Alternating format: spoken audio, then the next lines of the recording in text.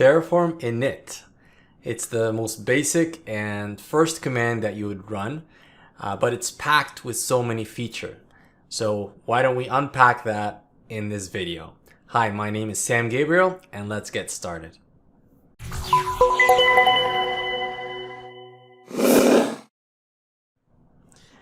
Alright, so I have my code space running, and if you don't have that running, of course, you can go to the GitHub repo, go to the code button, and you can start a new code space from here. Of course, I have this code space already running, and it's in this browser window, and we're going to get started. So we have an example here, and this is going to be a little bit different. We're going to use HashiCorp Vault as an example. We're going to use the Vault provider in Terraform to demonstrate the use of Terraform Init, and the reason for that is that we don't need any external access to AWS, Azure, or anything else here. So first things first, we need to just create a Vault server. So we can run this command in this window here, and this will generate a Vault server, and we can see the Vault server running in our browser, which we'll take a look at later. Next, let's create a new a new terminal window here, and we're going to run Terraform Init. Okay, so that's the very first command that you would run in a Terraform configuration. And notice one thing that happened here. It created two things. It created a .terraform folder, and it created a .terraform.lock file.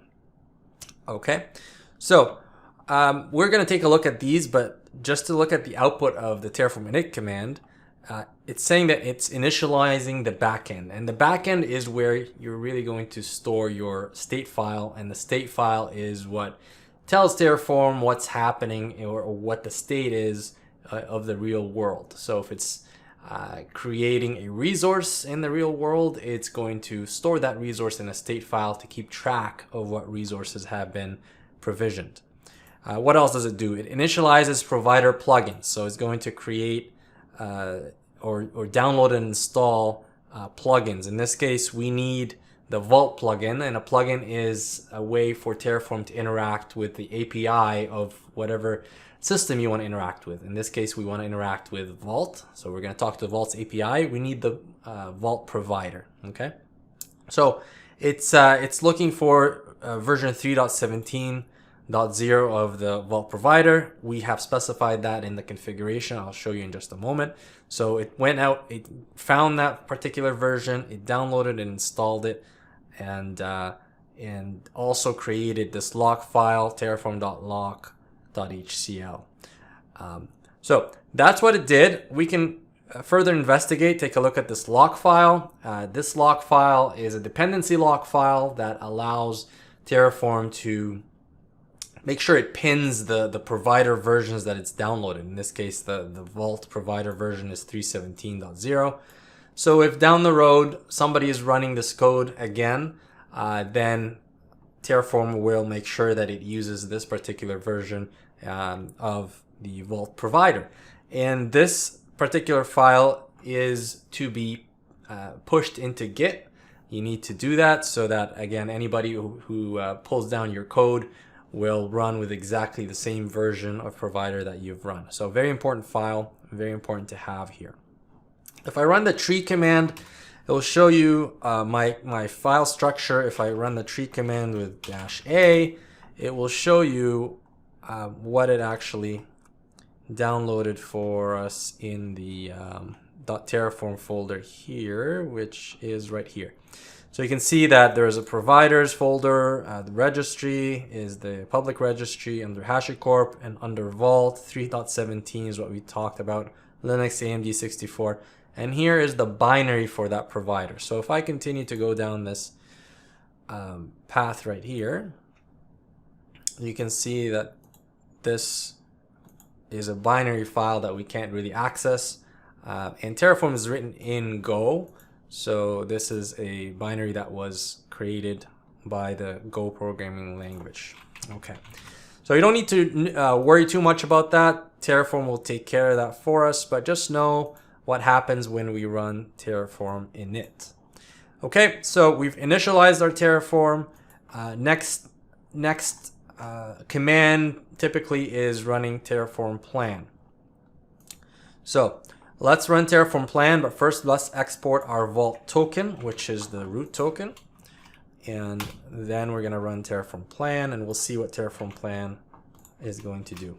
And don't worry, we're going to come back and take a look at the actual configuration after we've actually run this. So Terraform plan is going to go ahead and create a few things for us. It's going to create an authentication backend, a user pass authentication backend. It's going to create a number of users in here, Jane, Joe, and Sam, and it will create a policy that gets attached to those 3 users. So those 3 users can access Vault. Okay, so very basic. Let's run Terraform apply here. And that is going to ask us if we're sure to apply, and we're going to say yes, and we're done. Everything has been configured in Vault, and we can go ahead and access Vault with one of those users that we created. So first thing, we need to export this environment variable, Vault address, to make sure that our Vault client knows how to reach the Vault server. And I'm going to use this Vault login command. So you can see here the method is user pass, username is Sam, password is Sam pass, and there we go. We've logged in successfully into Vault. You can see the policy that's associated with this and the token that we get for Vault.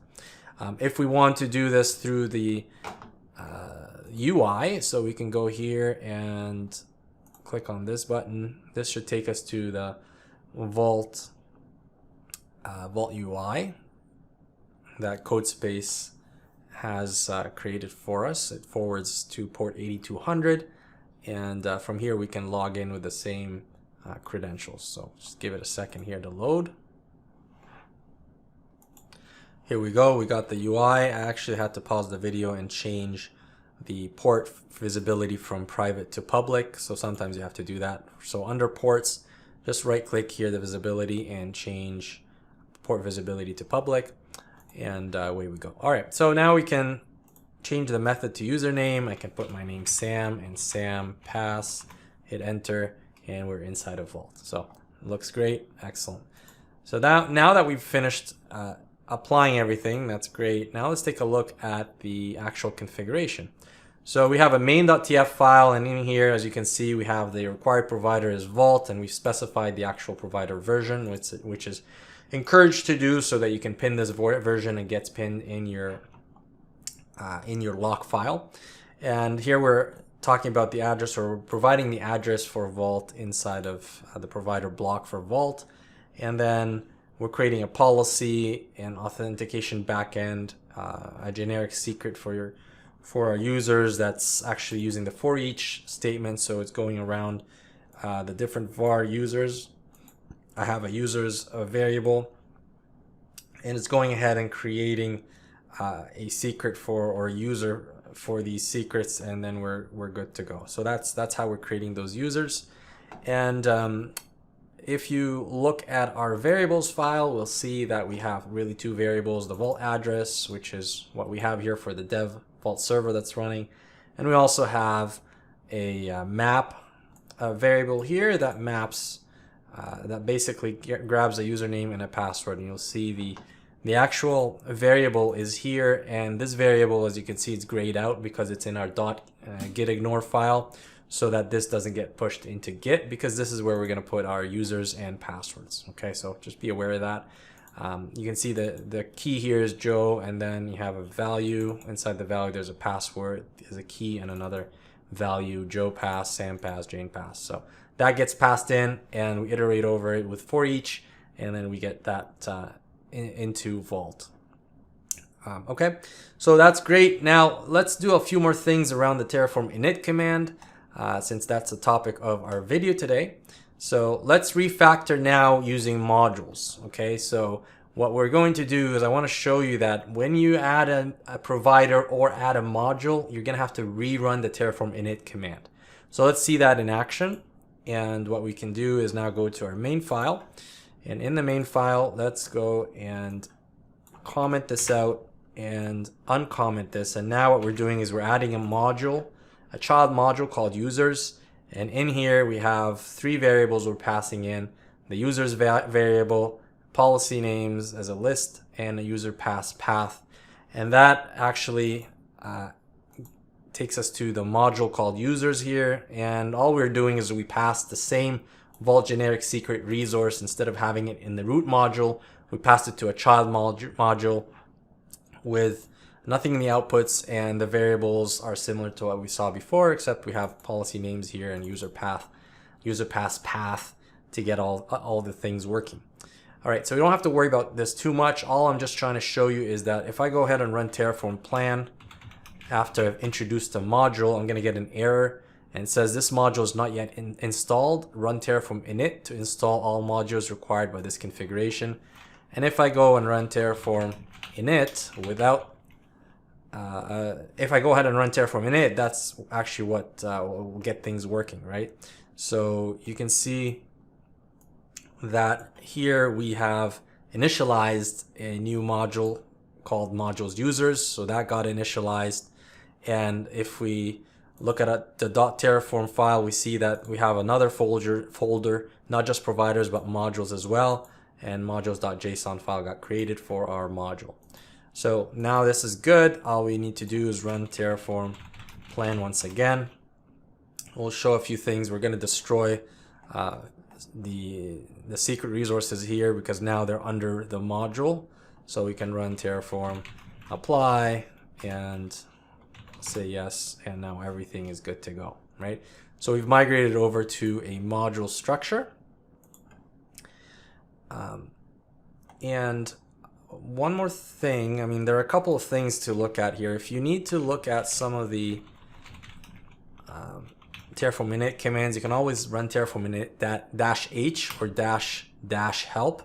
That will give you all the different commands you can run under Terraform Init. The couple that I find worth looking at is the upgrade command, the migrate state, and the reconfigure. Okay, so I jumped here a little bit, but we can actually look at upgrading this this provider here. I didn't mention it here in the demo, but in the README file. But we can go ahead and clear here, and we can upgrade our provider. Let's say we want to upgrade to Vault 3.18. All right. If I run Terraform plan now, I'm gonna get this error message saying inconsistent dependency lock file. Because if you recall, our lock file is calling for 317, but our configuration file is calling for 318. So you're going to get this error, which is a good thing in case somebody's trying to run with this, and this might have a problem from a backwards compatibility perspective. If you're going to a newer version, you might have some issues. So if you know what you're doing, you can go ahead and run Terraform Init upgrade. And what this is going to do, it's going to upgrade or overwrite our lock file to now use 318.0, as you can see here, and it updated this lock file. And if I run Terraform plan again, now everything looks good. All right, so that's that. We can use that as you can see here. There are a couple more commands that you'll kind of encounter from time to time, and that is I mentioned just a few seconds ago, is the reconfigure and migrate. So reconfigure, this is when you've changed your backend. So let's say here we're using the local backend, but maybe you want to move to S3 or Env0 or some other backend to store your state files. When you do that and you put a backend or a remote backend here, stanza or block, and try to run Terraform plan or something, it will tell you, oh, you got to either migrate the state or reconfigure a backend. If you reconfigure a backend, it's going to ignore any saved configuration. Reconfiguring a backend, this is to attempt to migrate state over, and this is the preferred command to run with. And that is pretty much it. Terraform Init is a very simple command. It's the very first command that you'll run when you're working with Terraform. Super powerful. We went through a number of options and some of the things that it does. So go ahead, test it out, and happy terraforming.